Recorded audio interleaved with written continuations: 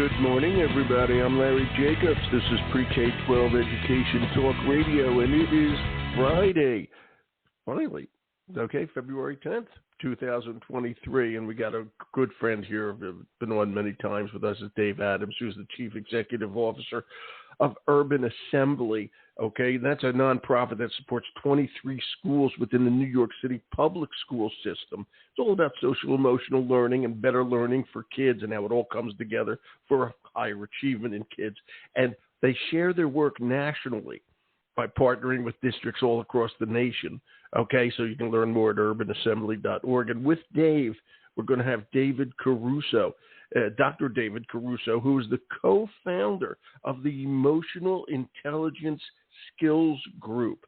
And by the way, together they wrote a book along with a woman named Lisa Reese called The Educator's Practical Guide to Emotional Intelligence, which is an ebook that's available on Amazon. And you're going to learn why you need this. We're going to talk today with both of them about emotional intelligence for educators, which I think is directed at me when I was a teacher, when I used to lose my temper with the kids.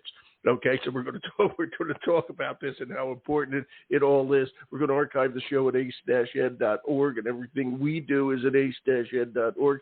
The new issue of our magazine celebrates the Equity Award winners nationally, all your colleagues that are in education, the companies that are in there, et cetera, et cetera. If you go over to ace-ed.org, click on the cover, you'll see a terrific issue of the magazine, which we are so proud of. And also all the podcasts, SEL Today is over there. It's all linked, and our teacher retention.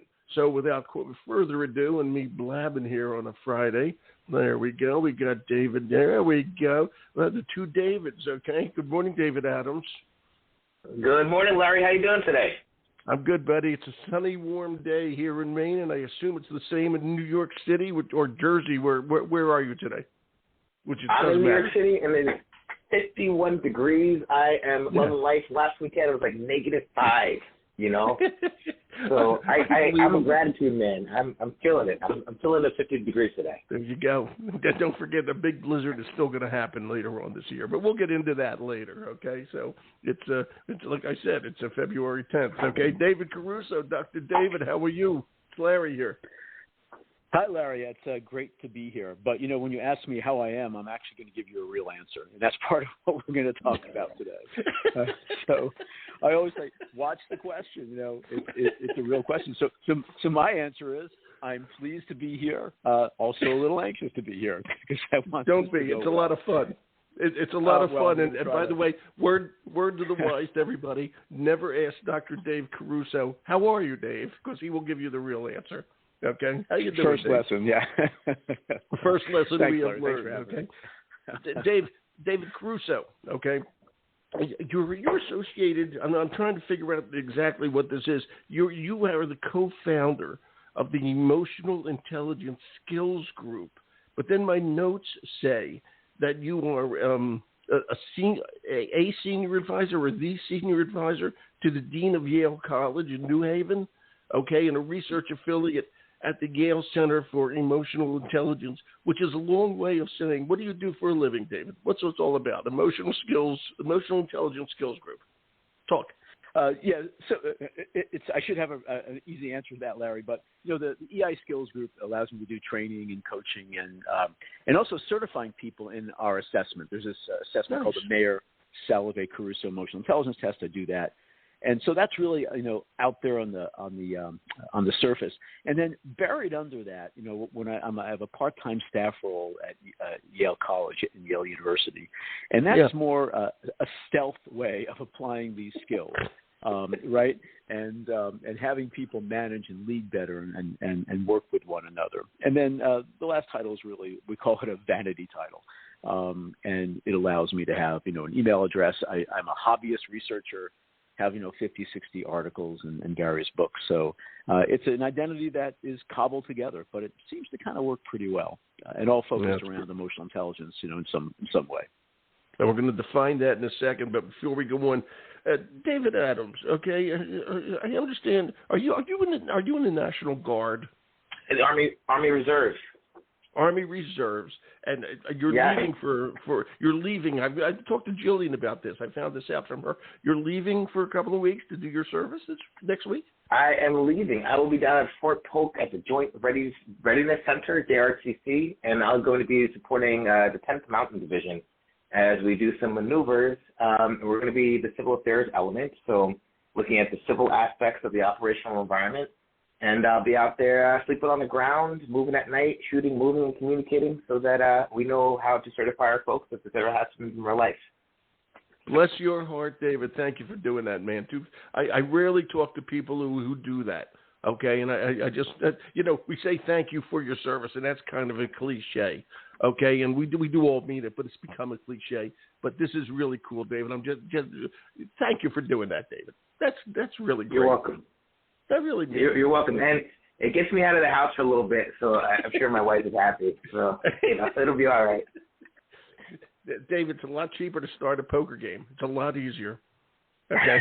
Well, you don't have the same excuses, though. I don't know that you could call national service your Friday night poker game, but, I'll look into it, Larry. Yeah, we love you, David. Just enjoy yourself and be careful down there and all that sort of stuff. Okay, getting back to this. Yeah, I mean it sincerely. You know that, my friend. And I'll ask Dave Caruso this. Dave, you're the Emotional Intelligence Skills Group co-founder. You wrote the book with David, the other David, The Educator's Practical Guide to Emotional Intelligence. So I'm going to ask you two questions. You can swing it over to Mr. Adams if you want. Okay, what is emotional intelligence? And we're focusing here on teachers, okay, educators, okay, well, I should say educators, not teachers, okay? So what's emotional intelligence, Dr. Caruso, and why is it important, and this is key, to teacher education, which I believe it truly is? Dave. Yeah, we think it is, Larry, and so we'll do this in two parts, right? I'll tell you, emotional intelligence is about, well, you asked how I felt. How am I? So do you know how you feel? You walk into that classroom, what's going on? What's the vibe? Can you connect with your students and how they're feeling? Do you understand why they're feeling? What's going on in their lives? What's going on in their heads? And then how can you leverage all those emotions to maximize engagement and create the ideal conditions to learn and thrive? And so, it's for your students, but it's also for you, to be more resilient and not to burn out. And how these skills apply in the classroom, we'll turn it over to my amazing colleague, Captain Adams. Captain Adams. Captain Adams, before you go on, I want to just go back to Dr. Caruso. That's what I'm going to do. Captain Adams, Dr. Caruso. Okay.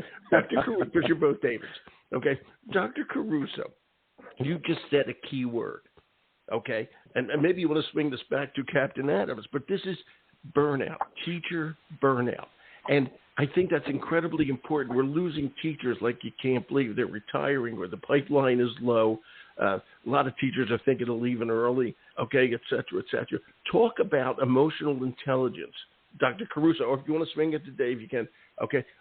Emotional intelligence and teacher burnout, okay? Just focus on that for a minute. Yeah, look, one of the 4 underlying skills of emotional intelligence we call it the ability model of emotional intelligence. And it's these 4 abilities or skills. And one is emotion management. And if you just focus it on yourself, it's what are those core skills in order for you not to freak out? Or, Larry, you mentioned not to lose your temper a lot when you're walking into that classroom because you just started the day. It was a crappy day. You commute in. And you're just in a bad mood. How can you manage those kinds of things? How can you be a little more resilient in that? And also, if it helps, how do you have and develop your sense of empathy? Students don't act out because they want to act out. There's something behind that, right? What's driving that? It can help a little bit. It's not going to move the needle in a huge way. But I think if you start thinking about these things and reflecting and applying these skills, it's going to help a little bit. It's going to move the needle just a little bit. Not a lot, so let's be realistic, right? So no, it's not a magic potion or anything. But it's going to move the needle just a little bit. At least that's what I think. Well, you're probably right. And again, I'm going to say your book. And this is key stuff, and it's key stuff for administrators to understand. Educator's Practical Guide to Emotional Intelligence, the ebook, okay, on Amazon. Okay. Captain Adams, you were going to say before I rudely interrupted you. Well, I mean, the key here is, and you mentioned this already, Larry, we're really struggling to maintain teachers in the profession. And teaching is an emotional profession, right? I wrote an article with Dr. Bridget Hamry and Dr. Lawrence Farmer, and we looked at the kind of social and emotional components of strictly instruction. Everything from perspective taking in terms of how does perspective taking inform assignments that are relevant to students, to social cue detection around pacing for your own instructional pacing. So like watching students react to your assignment and the quickness of the assignment is going to influence how teachers pace. To the very, very basic thing that Dr. Caruso was talking about. I had to come in, I had a difficult morning with a parent, and my mood affects students' ability to engage. Yep. So all these things matter, and to the notion and the idea that we can influence our emotional states towards a desired goal, that the emotional information of the world doesn't need to necessarily overwhelm us, and we have some level of efficacy for processing that information in a way that helps us to be successful. I think that's powerful for teachers. Now, Dr. Caruso said this is not a silver bullet. We're not going to solve all teacher turnover through the development of emotional intelligence skills, but we can make a difference. And that makes a difference in teachers' lives, and that makes a difference in students' lives, and it makes a difference for overall well-being. So if we're going to add something to the stew, I think emotional intelligence for teachers is something to add, and maybe gives that little kick that gets to the table a little faster. Captain Dave, okay, do you think administrators, we're talking to teachers, but, I really think administrators, principals, superintendents really have to recognize this, because they're the ones who are responsible for staffing, and they lose teachers, HR. I mean, it's terrible for everybody concerned. Dave Adams, do you think that administrators understand this? That this is a step in the right direction. And I'll tell you what, let me just go one step further. Yesterday I was talking to Ann Brown over at the Cook Center for Human Connection. I don't know if you know Ann, but if you don't, I'm happy to introduce you. Okay? And they're very concerned about SEL and specifically suicide in their case, which is another aggravation, horrible, that we got out there. All right? But they've given grants out for like calm rooms, which she told me was originally for students. Now they're building them for teachers. So the teachers have a place to go to and calm and relax and all that sort of thing. So, Captain Dave, do administrators understand all this? Are they moving in the right direction for their staff, for their faculty? Look, I wouldn't want to speak for administrators across the country. You can, Dave. But what I can, actually, I do want to speak for administrators, but I'm not going to. So, but what I will say is I think everybody who's been in a position of leadership knows it's about people. It's about motivating people. It's about taking care of people. It's about getting the job done. And so I think most folks who are in leadership are always trying to balance psychological trust, the environment of motivation that they create, and the needs of the mission, the needs of the organization. And most leaders I've talked to work to create and to create a pathway through that tension on a consistent basis. And it's always a tension, right? Because we got things that we need to do. Schools are about kids. And when we have schools about adults, we often don't center our kids' outcomes in that conversation. And so we've got a challenge. The challenge is that schools are about kids. And we need adults to support kids. And our adults are tired and they're burnt out. Coming out of the pandemic, coming out of the challenges in terms of politics and education. And so what are some things, and Dr. Caruso said this is not everything. I think sometimes we get a little bit overwhelmed and carried away and said, if only teachers had emotional intelligence, the world would be a better place. But I will tell you that the development of the skills and the ability to model emotional intelligence and the mapping and the movement and the matching, those skills can move the needle in a way that creates better interactions with teachers and themselves, better actions with teachers and their students, and administrators who support those teachers to be successful and effective. We got to do something out here. So, Dr. Dave, let me ask you: Emotional Intelligence Skills Group. Do you guys go out and talk to school districts or other colleges or whatever? You work with Yale right now, but are you doing it for other places as well? Sure. A lot of that for me, Larry, is in organizations. My teaching career lasted less than a year when I was in college. It was a long, long time ago. Was that K-12? Really that was K-12 as opposed to a college career? Yeah. Career? Oh, absolutely. It was. Okay. This was decades ago, and actually, my failure in that showed you kind of a lack of emotional management. I was overwhelmed. It was an overwhelming environment for me, and I realized I needed to get out because I couldn't hack. Wow. I couldn't survive in that kind of environment. And so, what else could I do? But yeah, so we're out there.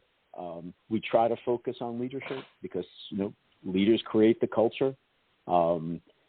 As my colleague, my esteemed colleague, David Adams said, it can help a little bit, but these jobs it's nearly impossible to get them right.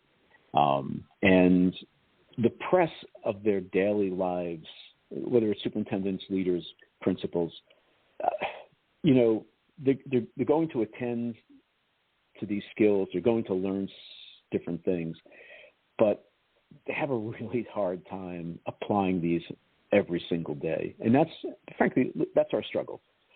How do we make that impact? How do they generalize and transfer that training?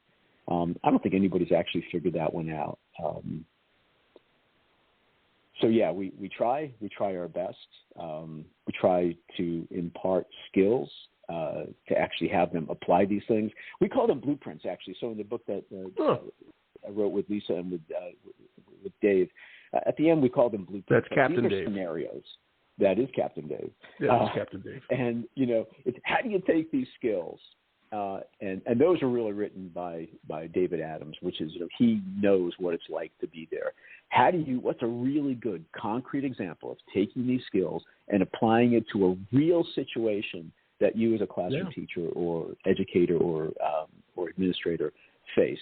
And if you could try that every now and then, it's going to be helpful. But it's the trying, it's the remembering, it's the practice, it's the which is the tough part. It's actually doing it. It is. Hey, Larry, can I jump in on that real quick? Go ahead. Take your time. Dr. Caruso just said something really, really important, right? It's not necessarily do I have something or do I not, and especially in emotional intelligence and social emotional skills, it's how frequently do I deploy these skills, particularly in conditions of stress and emotionality, right? And how fluently can I access the diverse skills that I've developed so that I can match my skills to the problem set that's in front of me. I just want to really emphasize that because what Dr. Caruso said is like, it's not like, can I breathe or can I not breathe? It's like, how often do I breathe when given a difficult situation, and how many strategies do I have around emotional regulation so that I can use the right strategy for the right time? So if I'm sitting here and having a conversation with my staff members, I'm not going to just like walk out the room because I need to regulate my emotions and I'm feeling frustrated, right? That's not an appropriate strategy for what I'm trying to accomplish. So I just really want to emphasize that because I think it's a really important point that Dr. Caruso raised, and I wanted to have your listeners really attach themselves to the idea. Thanks, Larry. Thank you, Captain. I appreciate that. So while you're here, Captain Dave, we're talking about emotional intelligence skills, and we know kind of generically what they are, but literally, if you had to list them, what would they be? And Dave, I'm going to ask you a funny question, Dave Adams. What's your favorite one that you like to look at more than the others? Well, I mean, let me start with my favorite emotional intelligence skills. That's got to be the ability to regulate. In our book, we talk about identifying skills, being able to match skills to the environment or the situation you're trying to work on. Talking about moving skills, and also talking about the meaning of skills. So we have this organization of 4 M's, and each of these skills takes practice, and it's an ability that you can refine over time. So let's talk about the ability to map skills. That's the ability to really understand what emotion you're feeling, and in yourself and in other people. And that's important because that gives you information about the environment and yourself. So, like, I know sometimes that I'll start shaking my leg when I start to get a little frustrated. And I've kind of learned through a lot of feedback that, like, oh, this leg shaky thing is giving me information that this interaction right now is maybe not as fulfilling as I want it to be. So Dr. Caruso has a huge list of vocabulary words that reflect emotional states. And also, usually and we're talking about that in a meeting, but what those states tell you about yourself and the environment. So the first thing is you got to map, understand who you are, how you're feeling, understand how other people are feeling. And then the next thing is to match. Like, what am I trying to accomplish today, right now, in this environment? What am I trying to do? I think one of the things, again, Larry, and there's a misnomer a little bit about emotional intelligence. I think folks say, oh, emotional intelligence is about being sensitive. And to the extent that being sensitive gives you the ability to know how you're feeling and other people are feeling, that's right. But on top of that is, like, what do I want to happen? How do I want to be feeling? How do I want other people to be reacting in the space? So that's about matching. What am I trying to accomplish? And how is my emotions influencing what I'm trying to accomplish? And then you have meaning, right? What does this emotion feel? What does it mean? So anger is often associated with feelings of injustice, disappointment, being let down. Yeah. So again, being able to understand those things. And that's really, really important, particularly for kids, because a lot of times you see anger being expressed by young people, and that anger is really masking a more refined and nuanced emotional state. So that's right. We all know anger. You can see it. You can talk about it. People yell, shout. But I notice time and time again when I'm working with kids that they'll say I'm angry, but really they're disappointed in the interaction between a peer or teacher, right? Or really I feel disenfranchised, right? Because I wasn't respected or I didn't have trust, right? So really kind of digging into the meaning. And then lastly, the most important one when we talk about emotional regulation is move. Where do I want to go?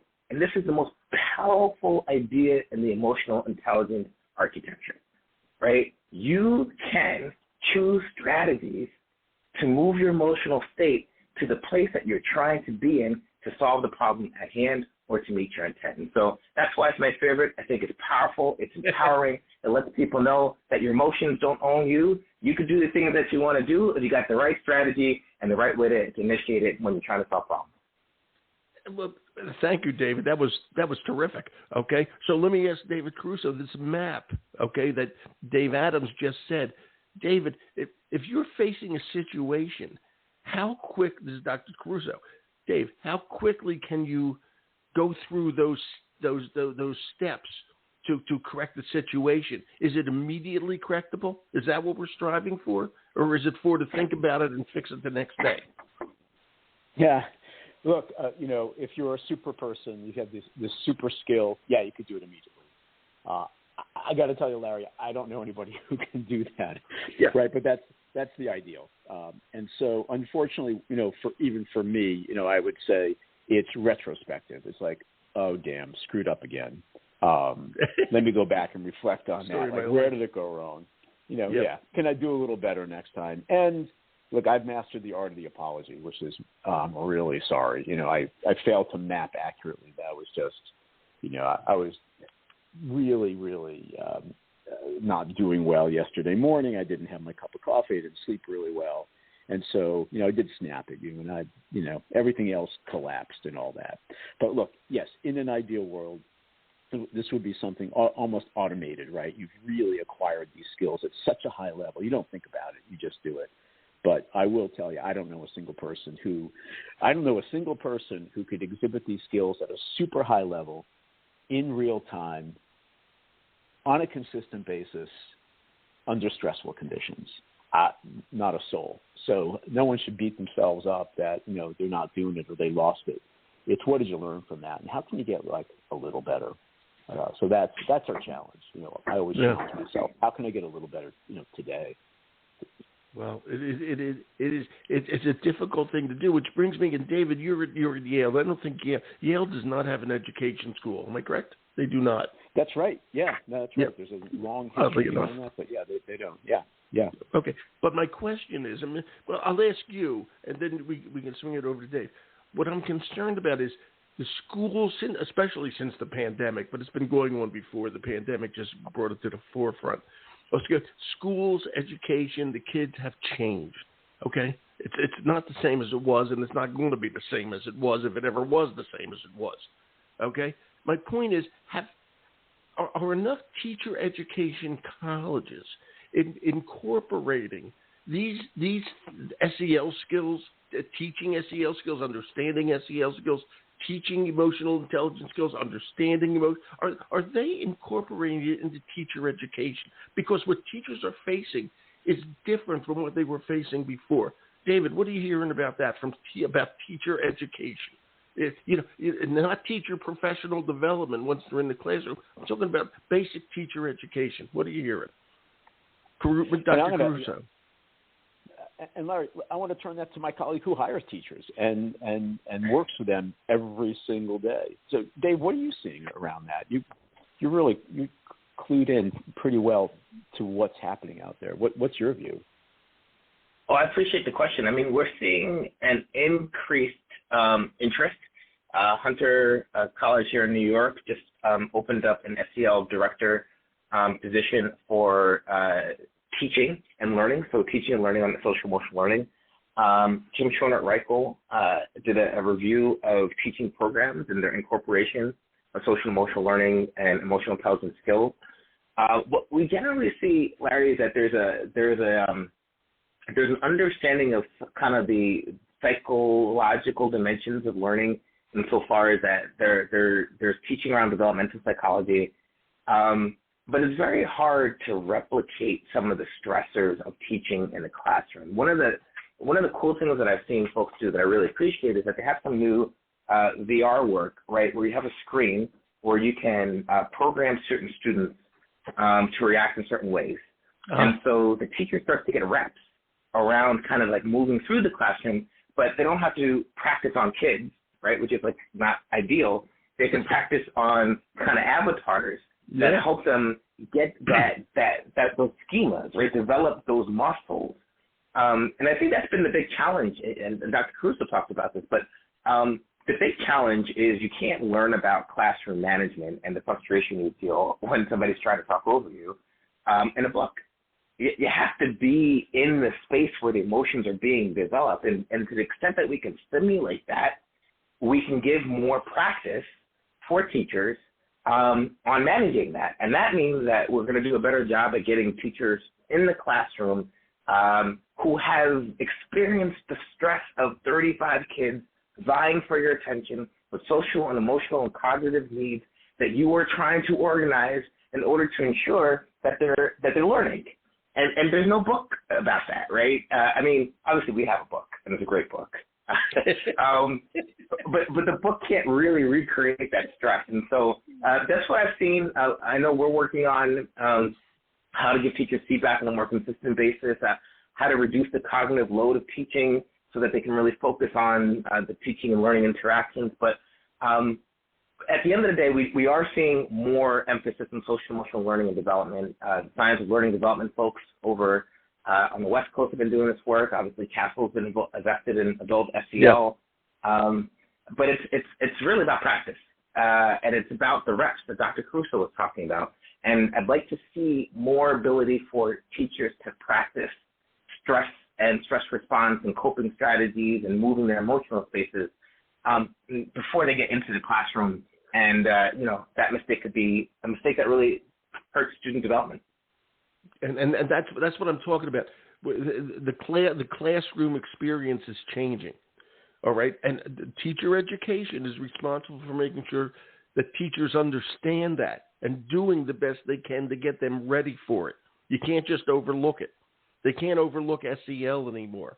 We just can't. We can't overlook it. And what's funny about it, Larry?